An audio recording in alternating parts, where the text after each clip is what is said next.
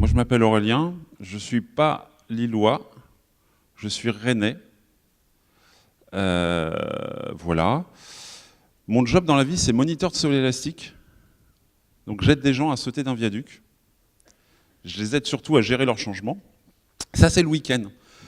La semaine, j'aide des gens à gérer un autre type de saut qui est tenter de nouvelles approches de travail dans leur entreprise.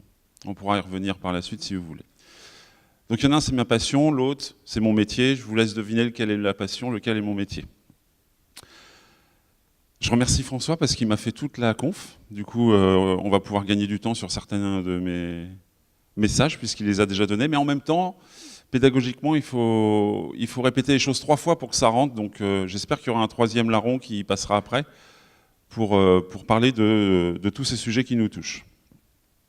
Une fois que c'est fait, on va essayer de se raconter une petite histoire comme Laurent a dit ce matin, c'est regarder dans l'histoire comment ça s'est passé l'agilité. Avant ça, il y en a pour qui c'est la première fois à l'Agile Tour? Non. C'est chouette. C'est super. Non, j'ai pas dit l'Agile Tour Lille, Mathieu. J'ai dit Agile Tour. Il y en a qui pratiquent pas du tout l'agilité? Ok. Qui pratiquent, qui ont découvert cette année? Super. Qui en sont à se poser la question de l'agilité à l'échelle? D'accord. Ok. Ça fait peur? Visiblement non, c'est cool. On avance. Je vais vous raconter une petite histoire. Il y a une quinzaine d'années, enfin pour ma part, on a commencé l'agilité le plus naïvement possible. Et le mot naïf est vraiment important. On s'est dit, tiens, on va essayer de travailler différemment. On n'avait pas le mot agilité marqué dessus, on n'avait pas de mot de méthode ou quoi que ce soit. On s'est dit, il faut qu'on travaille différemment si on veut réussir. On va pas se mentir, hein, on a trébuché, on a appris, on a recommencé. La phase de trébuchement ou chage, enfin, se casser la figure, on l'a fait plusieurs fois. Et puis, avec le temps, on a appris, on s'est amélioré, et puis on a commencé à avoir des réels succès, des petites choses qui nous faisaient dire « Ah, c'est bien, on a bien fait d'essayer, ça nous apporte quelque chose ». Comment ça s'est passé par la suite? Ça a donné envie à plein de gens d'y aller aussi. Mais en se basant sur ce qu'on avait fait. Ah, c'est génial ce que vous faites. Vous savez, cette personne qui passe par-dessus la cloison et qui dit « Mais vous travaillez ou vous êtes en train de jouer ?» Non, on travaille, on travaille. Si tu veux, on peut t'expliquer ce qu'on fait. Et puis si ça te donne envie, vas-y, fais-le. Enfin, rien ne t'interdit de le faire. Chemin faisant, d'autres dans l'entreprise l'ont fait. Ils ont trouvé du sens, ils ont trouvé quelque chose qui leur apportait quelque chose aussi bien à eux qu'à leurs interlocuteurs, leurs clients, s'ils avaient la chance de pouvoir toucher du doigt leurs clients. Mais ce qu'ils ont fait, c'est qu'ils n'ont pas repris ce qu'on avait fait, ils s'en sont inspirés, et puis ils ont mis ça en place tranquillement. Et tout fonctionnait bien dans le meilleur des mondes. On avait plein de petites équipes qui fonctionnaient comme ça, qui produisaient de la valeur, et bon, on sentait quand même qu'il y avait des petites limites, c'est que toutes ces petites équipes étant agiles, chacune de leur côté, c'est-à-dire que moi j'ai mon agilité, mais ceux d'à côté ont leur propre agilité,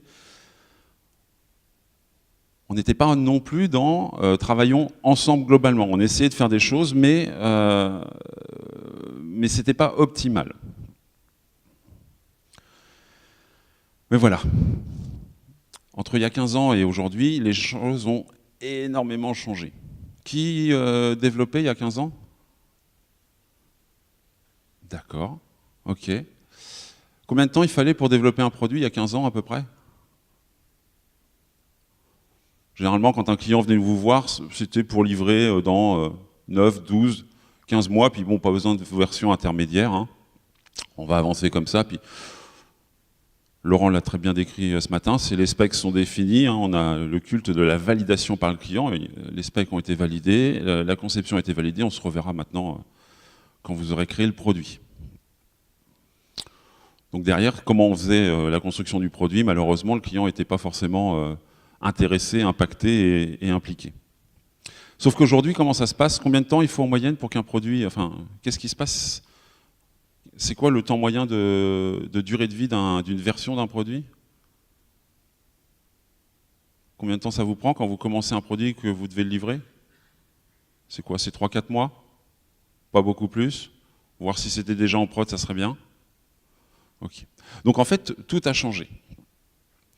Tout a changé dans la réaction qu'on doit avoir, la réactivité qu'on doit avoir face à un produit. Tout à l'heure, François parlait de plus vite, plus loin, plus fort. Alors, il y a ce leitmotiv dans la tête des managers qui est, ou dans la tête des dirigeants, qui est je veux aller plus vite, je veux que ça me coûte moins cher. On a discuté avec plusieurs de nos clients, et on a essayé de voir c'est quoi les principaux enjeux de l'agilité à l'échelle. Puisque là, on est en train de se dire, on n'est plus sur le petit cocon d'une équipe de allez, maximum une dizaine de personnes, c'est déjà gros. On est en train d'envisager des choses où vous êtes gentil, mais moi, dans ma DSI, on n'est pas en train de parler d'équipes de 5-10 personnes. J'ai des programmes de 200 personnes. Ouais, chouette. Donc, soit l'agilité, je ne peux pas en faire. Donc, je reste dans mon bon vieux, ma bavienne méthode de travail habituelle, qui a fait ses preuves, puisque ça a délivré de la valeur. Maintenant, est-ce qu'il y a eu un enthousiasme fort et une réussite totale? Ça, je laisse la question ouverte. Donc on a vu avec eux, c'est quoi vos principaux enjeux? Donc on a questionné plusieurs de nos clients, de gens qu'on côtoyait notamment dans des Agile Tours, et on a sorti ces 4 principales choses. Je ne dis pas que c'est les seules, c'est les 4 principales. C'est peut-être écrit petit, c'est écrit super petit. Alors, je vais vous les lire. Le premier, c'est, voilà, on a un projet dantesque, c'est le projet phare de l'année, il faut le démarrer cette année, il n'y a pas d'autre solution, on va le faire en agile. En plus, tel qu'on l'a estimé au départ, dis donc, tel qu'on l'a estimé au départ, ça va impliquer au bas mot 100 personnes. Donc là, votre petit truc de pas plus de 7, ou 7 plus ou moins 2, vous êtes gentil, mais il va falloir l'adapter. Le deuxième, c'est qu'on n'a pas entendu l'agilité pour faire du produit, pour délivrer de la valeur à nos clients, c'est qu'il y a des produits qui ont été créés de toutes pièces avec des méthodes traditionnelles. Ces méthodes ont fait qu'on a réussi à délivrer de la valeur, c'est génial. Par contre, on sent qu'après, derrière, dans la réactivité, ça coince un peu, puis en plus, faire communiquer un grand groupe autour d'un même produit, ça devient hyper compliqué. C'est bataille de territoire, bataille de coq dont parlait François. Tu m'as fait vraiment toute la conf, en fait. Tu es une inspiration. Ce qu'on voit aussi très régulièrement, c'est qu'on a des produits. Voilà, des équipes ont testé l'agilité, chacune de leur côté, elles ont commencé à avancer, elles sont parties parfois dans des directions différentes. Et le problème, c'est qu'elles concourent à la création de la même valeur. Je ne rentrerai pas dans le détail des différents types d'équipes sur cette session, je pense que ce n'est pas le propos, on va essayer de rester un peu plus haut, sinon on va être obligé de parler de framework et je n'ai pas envie de donner de nom ou de juger ces frameworks. Mais voilà, on a des équipes qui partent dans leur propre vision de ce qu'ils doivent produire, et au final, quand on somme toutes ces choses-là, le perdant, c'est le client. Donc comment est-ce qu'on peut passer cette petite marche supplémentaire qui nous permet d'aller à l'échelle? Et la dernière qui est assez proche, c'est en fait, voilà, on a commencé petit à petit, j'ai le cas actuellement avec un programme en Roumanie, on a commencé petit à petit, on gérait super bien petit à petit, puis on a recruté. On a recruté, ça a créé de la perturbation, cette perturbation, on a su la gérer, on a réussi à avancer, et comment derrière, voilà, la trajectoire qu'on est en train de prendre, c'est que là, on a beau être 20, 25, à la fin de l'année, on est 70, 80, voire 100. Si on ne l'adresse pas maintenant, comment est-ce qu'on fait? Donc comment est-ce qu'on scale? Comment est-ce qu'on passe à une agilité qui prend de plus en plus d'envergure? Il y a 2 manières d'apporter cette agilité, enfin d'apporter cette première vision de « allez, on y va ». Il y a la classique, enfin il y a plus de 2 manières. Là, on va en parler de 2, puis je vous parlerai d'une troisième tout à l'heure. La première, c'est la top-down. Ça s'est décidé très très haut dans l'entreprise. Bon, les gars, si vous voulez réussir, il faut être agile. Donc j'ai décidé, vous allez adopter telle organisation, et puis vous allez vous faire en sorte que ça marche. C'est une des manières d'y arriver. Il y a manière bottom-up. Je la modère aussi bien dans la flèche que dans le petit astérix. C'est que bottom-up, c'est que ça vient du bas, ça vient des gens qui le font, qui le vivent au quotidien. Puis ça remonte par conviction, par capillarité, jusque où ça peut remonter. C'est-à-dire jusque là où on a peur de cette agilité. Vous voyez, dans une entreprise, il y en a qui sont dans des entreprises assez grandes avec plus de 5-6 niveaux de hiérarchie. Ouais, chouette. Il y a un moment donné, on va atteindre un niveau où c'est la responsabilisation, l'autonomie, la prise de décision par des gens qui sont sous... Je ne suis pas encore prêt pour moi. Donc ça va monter, mais pas aussi haut que ça. Et puis en fait, du coup, c'est en ne montant pas plus haut, on va se retrouver dans une situation où on ne va pas pouvoir passer le cran suivant. Autre chose qui est assez rigolote, c'est ce bottom-up que j'ai mis à plat, du coup. Enfin, ce top-down, bottom-up, il est différent. Alors, là, il y a une icône rouge, ou un icône rouge, pardon. On ne le voit pas. Vous le verrez sur les slides. Il est là, je le vois bien. En fonction de la typologie qu'on est en train d'adresser, on va avoir la prise de décision qui va être totalement différente. Encore une fois, c'est qu'un modèle, et les modèles sont faits pour être détruits, pour être contredits. Mais par contre, c'est ce qu'on observe vraiment quand on fait une petite analyse statistique, c'est que quand on est sur quelque chose où il y a déjà de l'agilité et puis qu'on va étendre, c'est vrai que ça va plutôt venir du cœur des équipes. Et quand on a quelque chose de très très stratégique, qui est, c'est simple, si on ne le fait pas, on crève. J'exagère peut-être un petit peu parce qu'on ne met pas en jeu notre vie. Ce n'est que du travail, ce n'est que du produit. Mais par contre, l'entreprise peut en souffrir. Quand c'est ces prises de décision-là, ça va se passer plutôt au niveau top. C'est là où ça va potentiellement gratter un petit peu. On va regarder ça. Je vais regarder ces deux premières approches, bottom-up et top-down, et puis après on regardera comment ça peut fonctionner aussi. Bottom-up, c'est ce que je vous disais. On avance doucement, on échoue souvent. Alors, il y a le fail fast, c'est important. Il faut aussi en sortir des succès, ça c'est vraiment une chose très importante, parce que si vous faites qu'échouer, c'est le Shadok. À force d'échouer, il y a bien un moment où je vais réussir. C'est pas l'objectif. L'objectif, c'est vraiment d'apprendre de ses erreurs. Mais ça, vous, a priori, tout le monde fait de l'agilité ici. Principe d'amélioration continue, Kaizen, c'est acquis, c'est quelque chose qui est dans votre ADN. Donc on apprend. Forcément, on se renforce avec des équipes qui deviennent de plus en plus volumineuses. On se rend compte que parfois, c'est antinomique. Ah, ben non, mais attendez, on avait besoin que vous proposiez ça comme user story ou comme fonctionnalité. Nous, on en a besoin pour pouvoir faire de notre côté l'autre partie du produit. Il y a eu un raté, donc on observe tout de suite que ces équipes, au bout de quelques itérations, alors quelques itérations, c'est pas 3-4. Si vous commencez avec des équipes qui sont 2-3 équipes, puis après qui vont grossir, on va se retrouver avec 7, 8, 10 équipes. Cette prise de conscience, elle va prendre son temps. On va arriver à une prise de conscience au bout de 15 itérations. Ça va commencer à se friter. Les gens vont se dire, mais attendez, soyez agile, soyez réactifs, adaptez-vous, soyez souple. Toutes ces phrases magiques. Donc on va vite prendre conscience qu'on a besoin de se synchroniser. D'accord? Et de se synchroniser, comment est-ce qu'on fait? Là, ce qui est intéressant, c'est que... non, c'est pas là, je devais le dire à l'oral, autant pour moi. Se synchroniser, ça passe forcément par un moment où on se voit. L'agilité, on pourra parler agilité à distance aussi dans ce genre de situation, puisque de plus en plus, on va avoir des centres offshore, des centres nearshore, et faire de l'agilité à l'échelle avec ces équipes-là, c'est une réelle question. Par contre, ce qu'on voit ici, c'est qu'on est dans de la transition douce. C'est-à-dire que ça s'est fait étape par étape, on a impliqué les gens au fur et à mesure, on leur a donné envie d'y aller, ou alors on les a plus ou moins forcés. Maintenant, c'est comment est-ce qu'on fait pour qu'ils aient envie de continuer. C'est une transition douce. On ne subit pas le changement, on le vit, on le travaille. Et en plus, potentiellement, on a été initiateur de ce changement, puisque c'est par nos décisions quotidiennes qu'on va faire en sorte qu'on va produire cette organisation.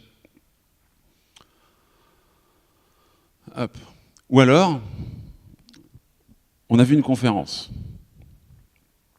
Vous êtes là aujourd'hui dans une conf, vous allez en voir plusieurs, vous en avez peut-être déjà vu ce matin, j'espère pour vous.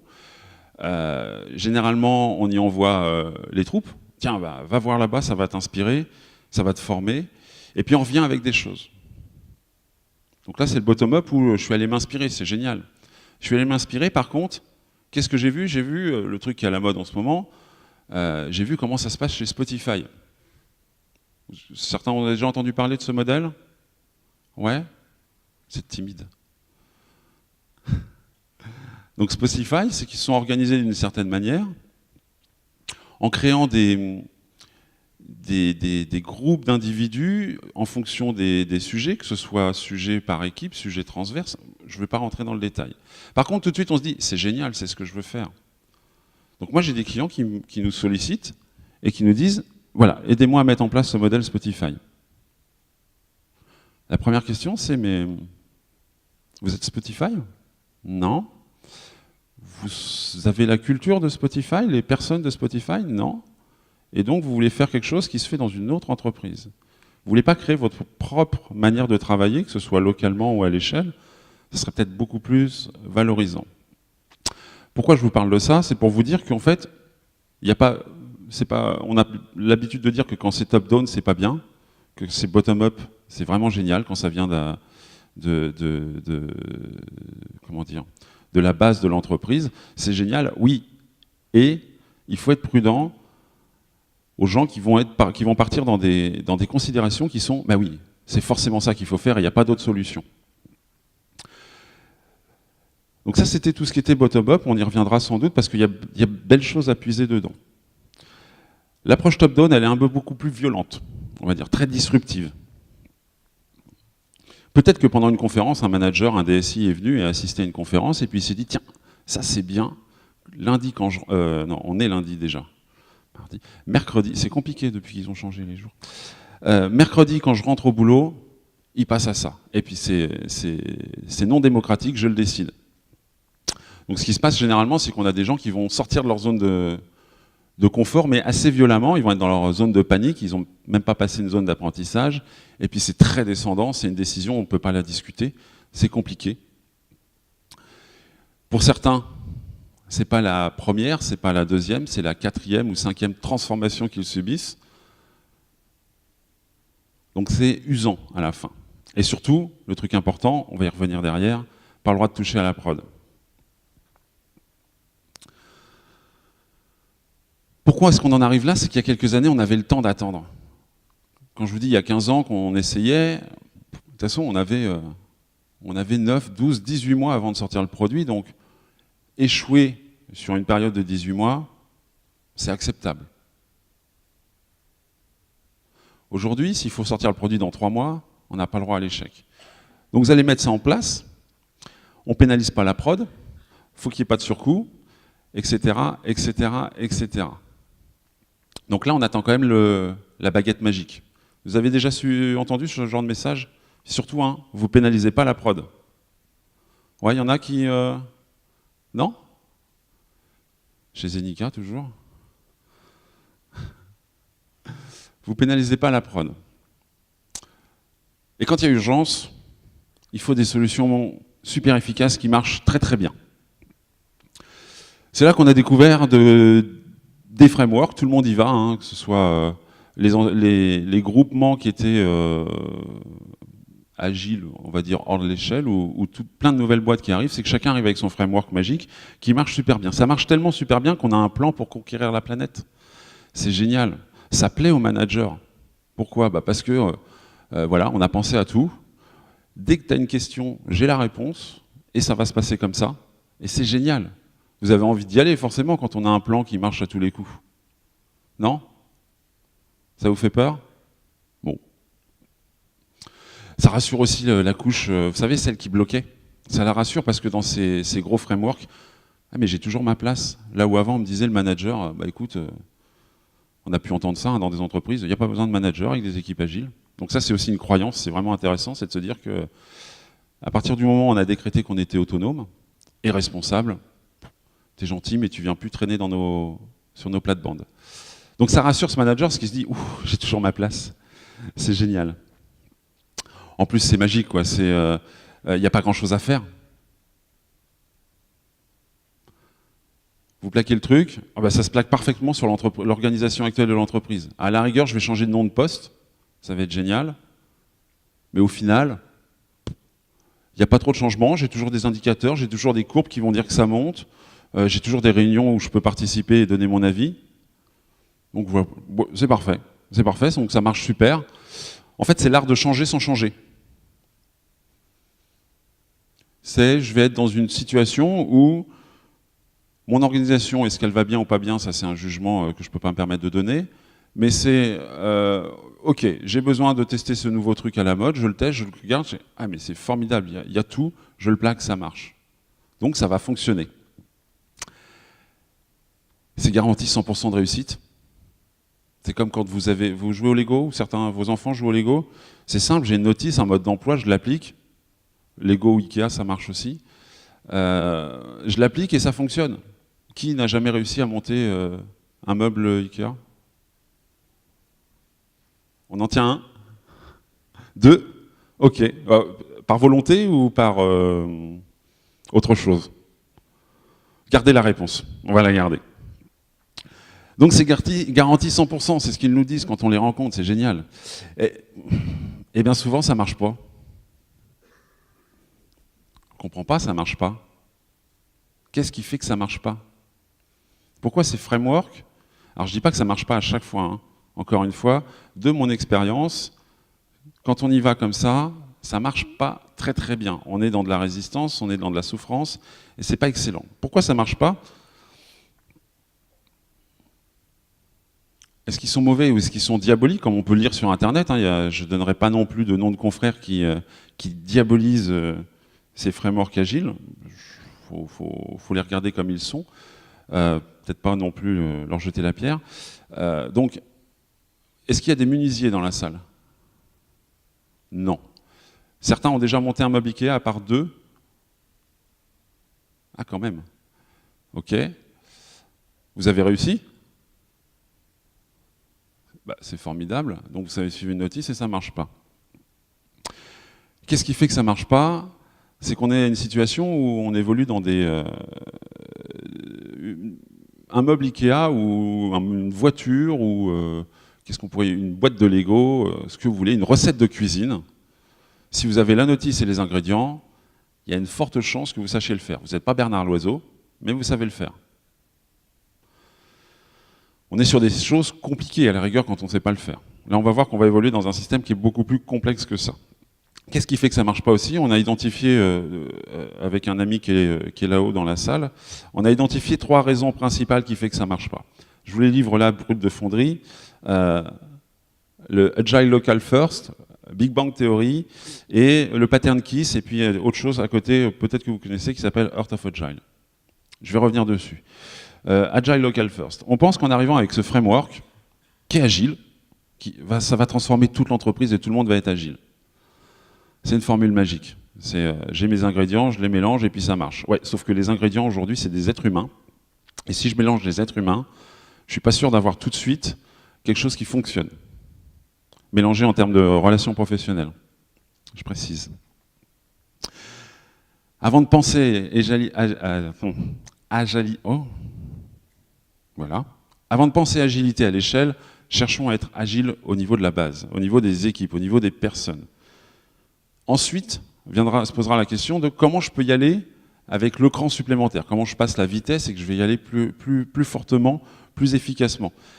Pensez que quand vous allez commencer votre transformation, si vous êtes dans un grand groupe, mais même un petit groupe, on accompagne avec le monsieur là-haut une entreprise, ils sont 100.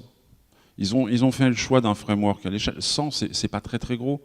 Je suis sûr que certains sont dans des équipes, c'est la taille de leur entreprise. Enfin, 100, c'est la taille de leur équipe au global. Là, c'est la taille de l'entreprise. Et ils se sont dit, bah, voilà, on le met en place, on n'est pas nombreux, ça va fonctionner. Donc, allez. Et puis, forcément, c'est un fail. Ça marche pas. Ça marche pas, donc c'est la faute du framework, c'est la faute des personnes. Non, c'est juste qu'il faut prendre le temps. Pensons à être agile localement avant d'être agile à l'échelle. On ne peut pas sauter les étapes. On ne peut pas sauter les étapes. Le deuxième point est très lié, c'est le Big Bang. Tout le monde voit ce que c'est à peu près. Vous en êtes la conséquence. Une chouette conséquence quand même. Hein. On est là parce qu'il y a eu cette petite étincelle à un moment donné qui a créé tout le reste. Ça a marché une fois. Pensez que du jour au lendemain, on est vendredi et lundi, enfin on est lundi et mercredi, parce qu'on l'a décidé, ça va fonctionner, c'est juste une hérésie totale. C'est juste pas possible. Ça va demander du temps, ça va demander de l'énergie, et l'énergie, vous ne pouvez pas la décréter comme ça. Donc ce côté, je le décide et je l'applique partout, je vous rassure tout de suite, hein, ne pas pénaliser la prod, votre prod, elle va morfler. Ne pas pénaliser les relations interservices, ça va morfler grave. Je parle comme un Jones aujourd'hui. Donc ce côté Big Bang, c'est juste c'est une hérésie. Il va falloir, je pense qu'il faut prendre en considération que vous n'êtes et que nous ne sommes que des êtres humains et que c'est pas des machines. C'est pas une machine à qui on dit, bah voilà, tu vas faire une soudure toutes les 3 secondes, on va enquiller les machines les unes derrière les autres, et ensuite ça va fonctionner parce que j'allume le système et le système fonctionne. Non, le système il est beaucoup plus complexe que ça. Ça prend un petit peu de temps. Le troisième, KISS, tout le monde connaît cet acronyme ? KISS ? Non ? Ouais, Keep it simple and stupid. Virgule stupid. Alors moi j'utilise pas stupide, j'utilise smart, parce que c'est assez... j'aime pas le terme stupide, parce que ça pourrait être mal perçu par les personnes. Keep it simple, smart. Ça te va ? Ouais, c'est cool. Avec ces grands frameworks, on est en train de répondre à la complexité avec la complexité. La complexité de l'entreprise, elle est ce qu'elle est. Vous êtes 100, 200, 3000, 10 000 dans votre entreprise, c'est un système complexe. Si je vous donne un mode d'emploi, vous ne pouvez pas l'appliquer. C'est pas possible de se dire, bah tiens, lui, eux, ils vont faire ça, eux vont faire ça. Non, eux, ils vont essayer de le faire à leur manière, eux vont essayer de le faire à leur manière, et vous, là-bas, au fond, vous le ferez aussi à votre manière. Donc, j'ai pas une notice qui marche à tous les coups.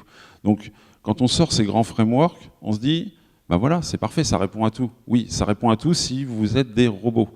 Genre, pour l'instant, on n'y est pas encore arrivé. Vous êtes des êtres humains, donc il faut répondre le plus simplement possible à la complexité. Si on cherche à répondre à la complexité avec de la complexité, vous imaginez, on va démultiplier cette incompréhension qu'on va avoir au final. Art of Agile, vous connaissez Alistair Cockburn ? Un petit peu. C'est un des signataires du... pardon, je la reformule. Pour la plupart d'entre vous ici sont peut-être signataires du manifeste. C'est un des rédacteurs du manifeste Agile. Manifeste Agile qui est soi-disant le moment, ce Big Bang qui fait que l'agilité s'est créée. Bon, on va voir que ça, on va pas le voir aujourd'hui, mais si vous grattez un petit peu, vous verrez qu'on n'a pas attendu ce Big Bang pour pouvoir mettre en place des choses qu'on va estampiller agile. Par contre, ça a eu cette force de fédérer plein de monde autour d'une même idée. Ça, c'est intéressant. Et donc, on a 4 valeurs. Je les recite vite fait, mais sans les expliquer, ça vous va ? Les individus et leurs interactions, plus que le processus et les outils, plus que les processus et les outils, ça c'est la première valeur, elle paraît sensée. François disait tout à l'heure, passez 10 ans sur celle-ci, et après vous pourrez commencer à regarder les autres. C'est ma conclusion, donc ben voilà, j'ai fait la conclusion. La deuxième, c'est un logiciel opérationnel plus qu'une doc exhaustive. Bon, parfois c'est mal interprété, hein. C'est bien, je fais plus de doc, mais il en faut quand même, mais c'est pas le propos de cette conférence. La troisième, c'est la collaboration avec le client plus que la négociation contractuelle. Ça paraît sain. Et la quatrième, c'est accueillir le changement plus que suivre un plan figé. Ces 4 valeurs sont les 4 valeurs de base qui font le manifeste. Il y a des principes aussi, mais surtout il y a une petite phrase au tout départ qui est vraiment intéressante, que généralement on bypass. Je vous la fais en français parce que mon accent anglais est catastrophique. Ça dit un truc comme on ne sait pas comment on va faire la chose, mais on ne va pas le conceptualiser, on va le faire et on va aider les autres à le faire en se basant sur ces 4 valeurs et ces 12 principes. Donc grosso modo, c'est... Cherchons pas à planifier, à conceptualiser une réponse à un contexte, parce que de toute façon, on n'est pas sûr que ce soit bon. Autant se lancer dedans, tester les choses, le faire et aider les autres à le faire pour avancer. C'est assez simple comme idée, et malgré ça, cette idée, elle a pas encore percé partout. Donc ce qu'a fait Alistair, vous le voyez très très mal là, mais parce que les supports sont écrasés, je suis en 16/9 là. Il a sorti Art of Agile. Si on zoome dessus, on a Deliver, Collaborate, Improve, Reflect. Je ne suis pas sûr d'avoir le temps de rentrer dans le détail, mais grosso modo, plutôt que rester sur des phrases, il est resté sur des mots. Le mot est simple à aborder. Et surtout, il est parti sur une idée vraiment intéressante, c'est que beaucoup d'entreprises aujourd'hui, tout à l'heure François parlait d'aïkido, dans l'aïkido, les arts martiaux, il y a une philosophie qui est Shu-A-Ri. Qui ne connaît pas ? Ok, on rentre 2 secondes dedans. Chou, vous appliquez les choses. Donc, quand vous faites de l'aïkido, quand vous faites un art martial, vous pratiquez des katas, vous pratiquez des mouvements, vous apprenez pour que ça devienne quelque chose d'automatique. Ok, ça pourrait paraître laborieux, mais c'est vraiment important. Si vous voulez une image un peu plus folklorique, pour ceux qui ont vu le premier Karate Kid, c'est celui qui... On va peindre the fence, la barrière, et je sais plus ce qu'il fait, il lave la voiture, c'est ça, hein, ouais. Et il comprend pas. Ouais. Il applique. Il applique, pour que ça devienne un automatisme, vraiment important. Le Ha, qui est le stade supérieur, c'est je maîtrise tous ces outils, je suis capable de les prendre et d'en faire quelque chose qui a du sens. Le Ri, c'est le stade encore ultime. Donc généralement, quand c'est comme ça, un maître part de son dojo pour créer son propre dojo, son propre art martial. Le Ri, c'est, je ne sais pas pourquoi je le fais, mais je sais que ça fonctionne et c'est comme ça que ça doit fonctionner. Et beaucoup d'entreprises aujourd'hui sont au niveau du Ri. C'est ok, c'est facile à comprendre, donc on va le faire à notre sauce et c'est comme ça qu'il va falloir y aller. Ils ont juste zappé la base qui est le chou. On va commencer d'abord par les choses basiques, on va apprendre pour que ça devienne un réflexe. On zappe ce moment-là. C'est malheureux. C'est malheureux parce que c'est la base de tout le reste. On pense qu'on peut anticiper cette chose-là et aller directement dans le dur et chercher à modifier des méthodes, des pratiques, ce genre de choses. Même nous, de temps en temps, ça fait peur, alors que ça fait 10, 15 ans qu'on est dans ce contexte-là. C'est malheureux. Donc, et quand je dis apprenti sorcier, c'est vraiment ça, hein, c'est qu'on se retrouve avec des gens qui, j'ai compris comment ça fonctionne, et je peux aller le vendre, ou alors je peux aller l'appliquer directement. Par contre, est-ce que je suis passé par les cicatrices et l'apprentissage? Pas forcément. Dimanche, ou samedi, Teddy Riner a gagné son 10e titre de champion du monde, c'est ça? Je suis pas fort en judo, moi.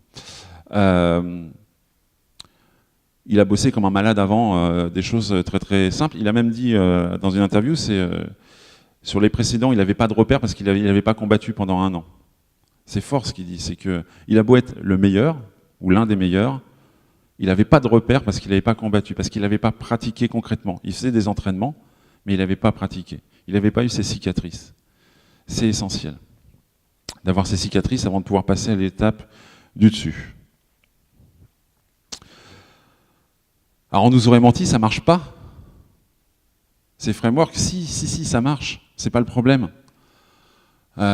Juste, on est en train de répondre, ce qu'on disait avec cette notice Ikea, on est en train de répondre à quelque chose de complexe en pensant que c'est compliqué et qu'on peut l'adapter avec un ouvrage, un manuel d'instruction, un manuel de montage. Oui, c'est compliqué de monter un meuble. Moi, je ne sais pas le faire. Heureusement que j'ai la notice. Si vous me donnez tout sous le nez, je ne suis pas capable de le faire.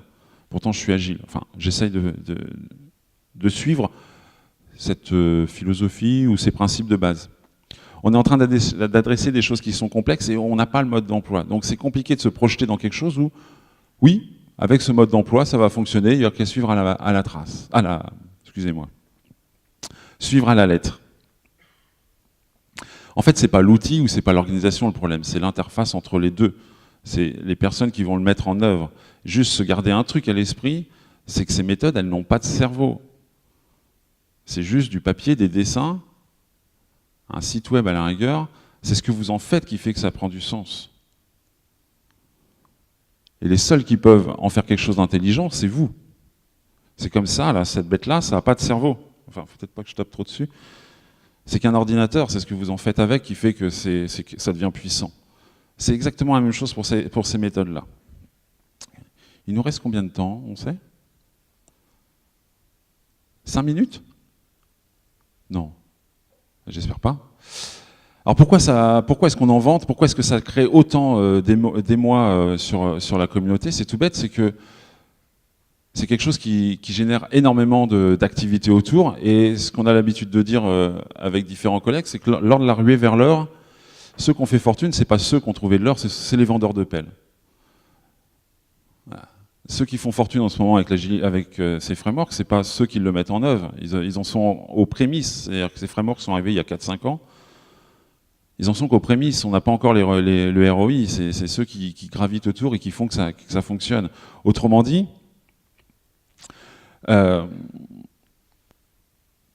Ceux qui investissent énormément d'argent là-dedans pour pouvoir le vendre sont ceux qui ont un marteau en or. À partir du moment où vous avez un marteau en or qui vous a coûté très très cher, ce qui est important, c'est que tous vos problèmes deviennent des clous.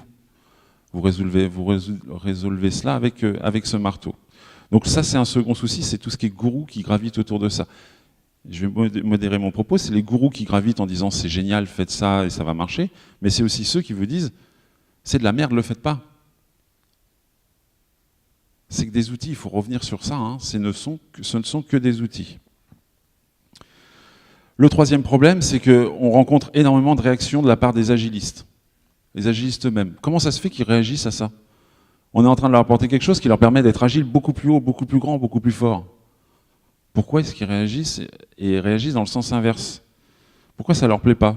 Pour la plupart, vous allez voir, hein, pour ceux qui connaissent Laurent Morisseau, on avait discuté justement quand on avait préparé cette conférence, qu'on devait la faire tous les deux, il a rencontré des gens, des coachs internes d'entreprise. 5 minutes? Almost? On va gérer. Qui, coach interne d'entreprise, coach agile interne d'entreprise, disait non, on veut pas de ça chez nous, c'est pas de l'agilité, c'est terrible, on n'en veut pas. Qu'est-ce qui fait que ça réagit comme ça, à votre avis? C'est tout bête, c'est que il y a 15 ans, 10 ans, 5 ans, pour certains, on leur a dit, bah voilà, excusez-moi, vous allez tester l'agilité, ou est-ce que vous voulez tester l'agilité? Oui, ça fait peur, vous allez être responsable, vous allez décider par vous-même. C'est génial, ils ont fini par y aller, puis fini par trouver que ça avait du sens, ils avaient envie d'être maîtres de leur destin professionnel, de leur équipe, et puis d'un seul coup, on est arrivé en leur disant, ouais, alors en fait, ce que vous faites, c'est pas forcément ce qu'il faut faire, on va vous expliquer comment faire et vous allez le suivre. Moi, j'ai vu des gens me dire, ouais, c'est bien gentil, mais pourquoi c'est eux qui décident que mes itérations sont de 3 semaines si j'ai envie de faire des itérations de 2 semaines? On en est arrivé à se poser des questions de ce niveau-là. Donc c'est de la réaction. Pourquoi est-ce qu'on en est à réagir comme ça? Vous sentez le paradoxe? Vous allez être agile, vous allez pouvoir faire ce que vous voulez, et puis de l'autre côté, en fait, on vous dit, ah ouais, non, en fait, ce que vous faites, c'est pas terrible. En fait, on est en train de dire à ces gens qui ont permis à l'agilité peut-être de naître dans leur entreprise que ce qu'ils ont fait, c'est pas ça. C'est pas ça, et puis c'est pas bien, il faut aller vers quelque chose de différent, et c'est pas eux qui vont décider. Donc forcément, ça crée de la tension. Et pourtant, ça marche. Pourtant, ça marche. Pourtant, elle tourne, cette planète. Je vous propose de regarder, c'est pourquoi ça marche. Avant de regarder ça, je vais vous parler. J'ai un jardin chez moi, un verger, et j'ai planté un pommier, un cerisier, un poirier, un prunier. J'adore les fruits. La première année, génial. J'ai eu des pommes, j'ai eu des poires. Vous êtes en train de vous dire, où est-ce que je vais là? La deuxième année, j'ai rien eu. J'ai eu 2 poires, et c'était pas terrible. Qu'est-ce que ça m'enseigne, ça? Ça enseigne un truc tout bête. C'est que pouvoir penser qu'en mettant de la terre, en mettant de l'eau et les bons ingrédients, ça va partir tout de suite. Non, ça demande beaucoup plus de feeling et de travail collaboratif. Alors avec un arbre, c'est très dur d'être collaboratif, bien évidemment. Mais en entreprise, ce système, il doit prendre du temps pour apprendre. Et on ne lui laisse pas ce temps pour apprendre. Il faut des résultats tout de suite sans que ça perturbe la production. Donc la première chose, c'est prendre le temps des choses. C'est vraiment important. Deuxième chose, c'est que il y a quelques années, l'agilité, c'était un truc de l'IT pour l'IT. On a cru que, bah voilà, c'est. En plus, même d'autres entités dans l'entreprise disaient, vous êtes gentils, c'est votre truc. Donc améliorez-vous, s'il vous plaît. Sauf que c'est pas aussi simple que ça. Ça nécessite, l'entreprise est systémique. C'est comme dans votre corps, vous avez des organes. Ces organes communiquent. Ils ont une fonction principale. Par contre, s'ils ne communiquent pas avec le reste du corps, ils ne fonctionnent pas.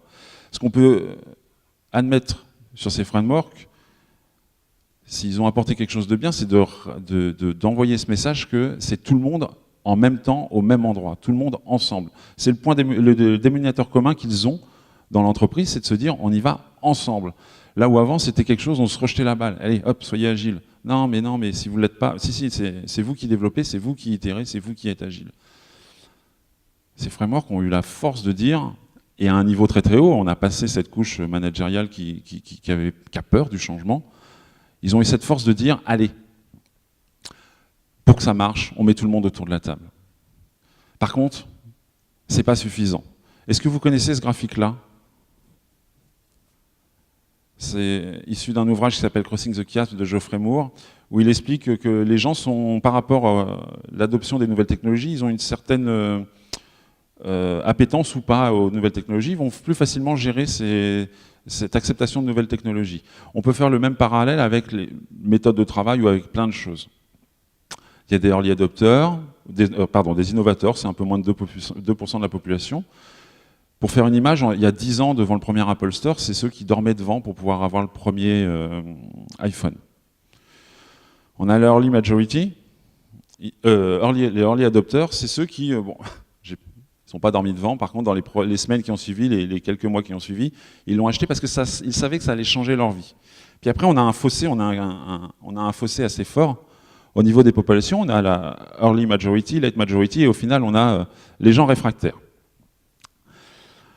Pourquoi je vous montre ce schéma? C'est tout bête, c'est que si vous voulez commencer à envisager déjà de l'agilité, mais en plus l'agilité à l'échelle, trouver le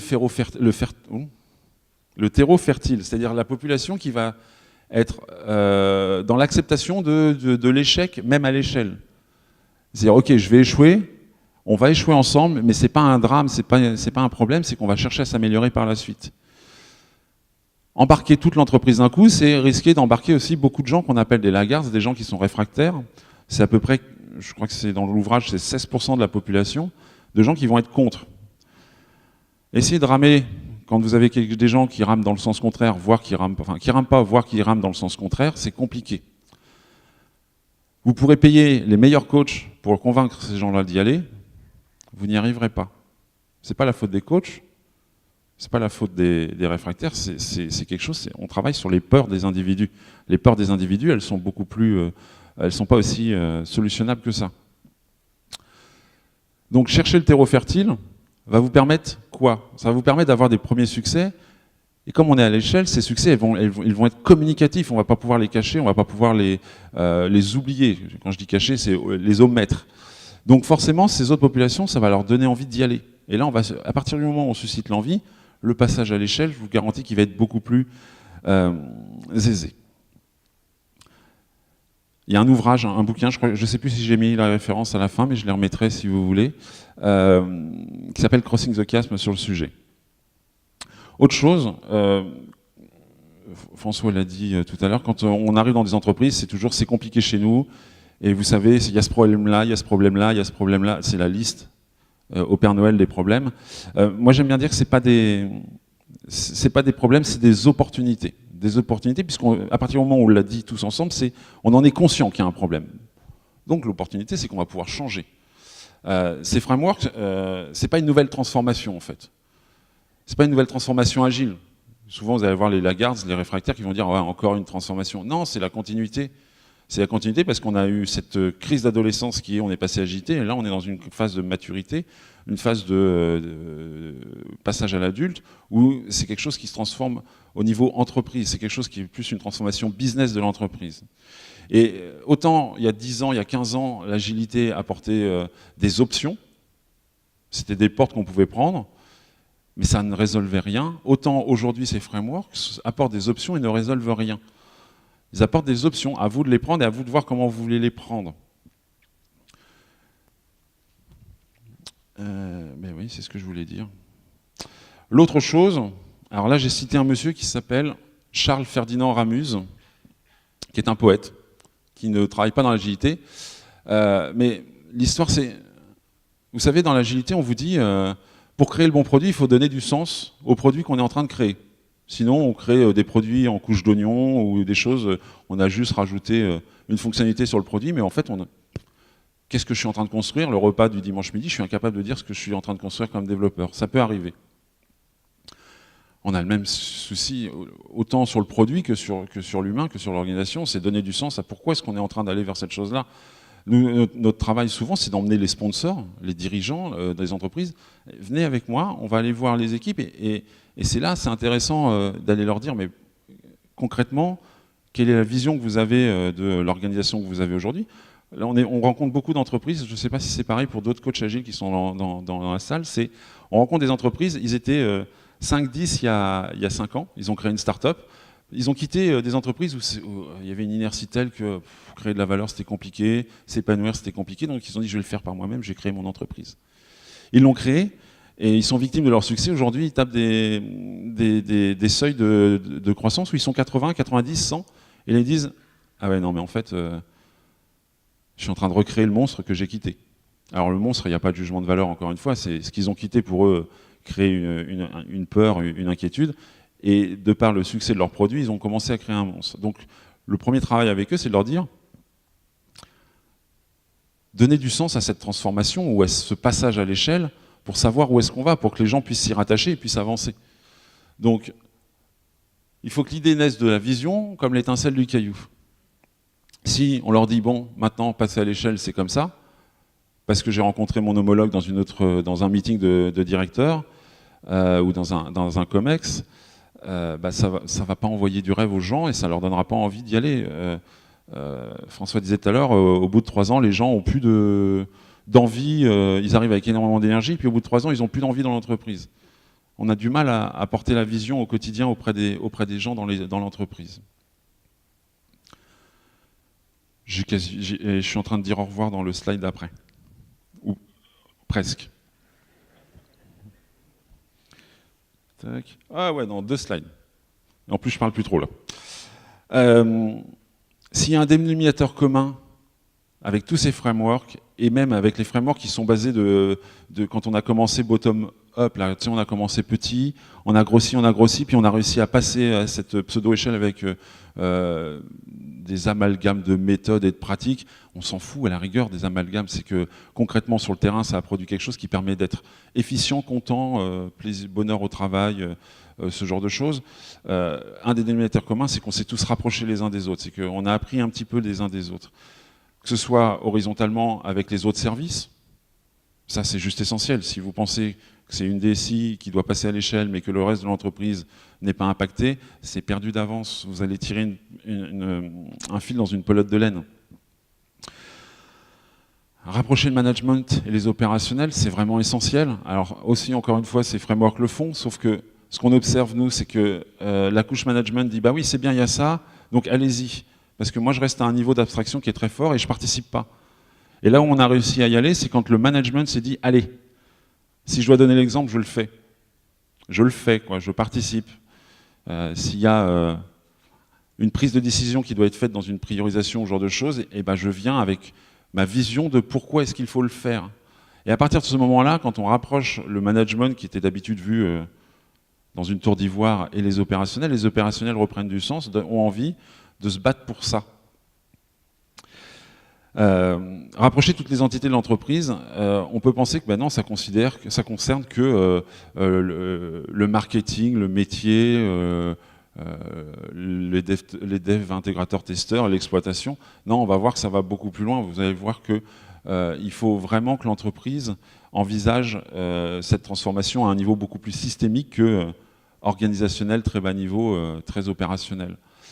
Ça passe par de la prise de conscience que tout le monde peut apporter de la valeur dans l'entreprise.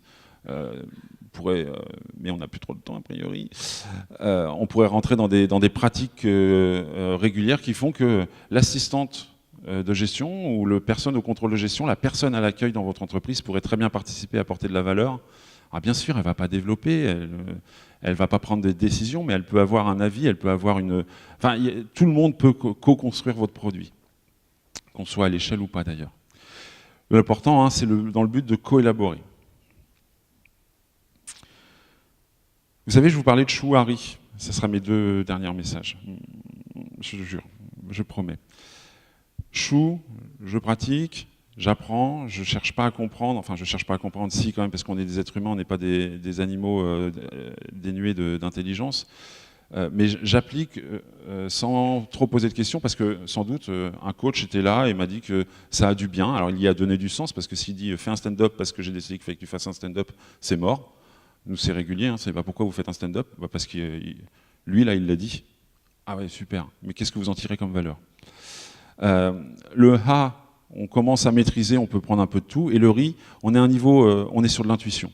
Je ne sais plus s'il y a une conf ici, sur l'intuition collective, le fait que des groupes de personnes même volumineux, au bout d'un moment, finissent par avoir cette intuition que ce qu'ils font, ça a du sens, même si c'est pas écrit dans un bouquin, même si ça n'a pas été validé par un coach, même si ça n'a pas été validé par le codir. C'est qu'on est à un niveau où c'est des connexions qui se font autrement que par le bouquin et les modes d'emploi. Donc fiez-vous à vos intuitions. Et de toute façon, dans le pire des cas, si vous êtes planté, vous êtes à peu près tous agiles, vous avez mis en place des systèmes qui vous permettent de vous assurer que régulièrement vous progressez. Donc normalement, si vous êtes planté, c'est pas grave, vous êtes planté pour quelques temps. Alors on se dit qu'au niveau d'une équipe, oui, c'est gérable, mais au niveau d'un grand programme, oui, mais c'est pas grave. Hein, le grand programme, c'est la même chose. S'il s'est planté et qu'on y va tous en même temps, ce qui est important, c'est de se rendre compte qu'on s'est planté.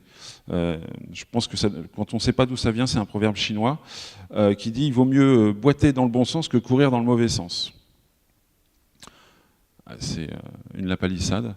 Mais grosso modo, on est dans une entreprise où on veut plusieurs équipes qui collaborent.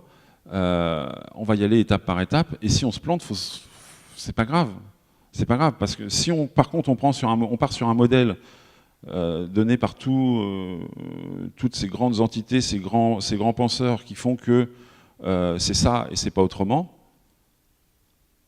bah, peut-être que c'est pas bon chez moi. Parce que mon contexte, il n'est pas fait pour. Donc fiez-vous à vos intuitions. Et la dernière chose, je reviens sur la première phrase de François tout à l'heure, qui était « individu et interaction, plus que process et outils, faites ça pendant 10 ans, et après regardez les autres. »